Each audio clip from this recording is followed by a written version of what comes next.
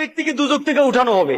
দুজক থেকে উঠানোর কারণ জিজ্ঞাসা করা হবে, আমাকে কেন দুজক থেকে উঠানো হলো, কারণটা কি? আমি তো দুজকি, আমার আমল বলে আমি দুজকি, কেন উঠানো হলো? তখন সে বলবে যে আমাকে কি কোন নবী সুপারিশ করেছে? আমাকে দুজক থেকে উঠানোর জন্য নবীকে সুপারিশ করেছে? ফেরেশতারা বলবে না, নবী করে নাই। কে করেছে?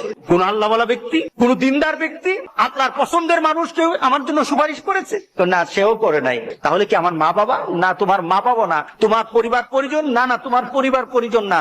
তোমার নিকুটের মানুষ? না না, তোমার নিকুটের মানুষ না। তোমার একটা বন্ধু ছিল, তুমি তাকে চিন্তা, তার একটা সম্পর্ক ছিল তোমার সাথে, কিন্তু সে যে চরিত্রের ছিল তুমি সে চরিত্রের ছিল না, কিন্তু সে তোমার মহব্বত করত, সে তোমাকে ভালোবাসতো, তোমার সাথে তার একটা চলাফেরা ছিল। সে জান্নাতে চলে গেছে আর তুমি দুজকে।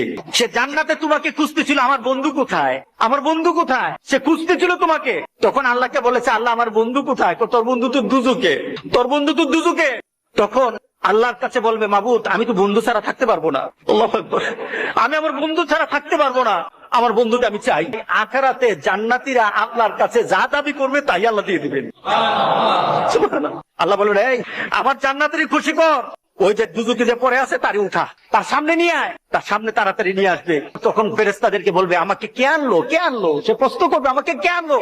ওই যে তোমার একটা দুনিয়াতে বন্ধু ছিল, সে নামাজ পড়তো, সে দিনদারি ছিল, সে আল্লাহওয়ালা ছিল, তোমার জন্য ভালো চিন্তা করতো, কোনোদিন খারাপ চিন্তা করতো না, তোমার জন্য শুধু দুনিয়ার চিন্তা করতো না, আখিরাতের চিন্তা করতো।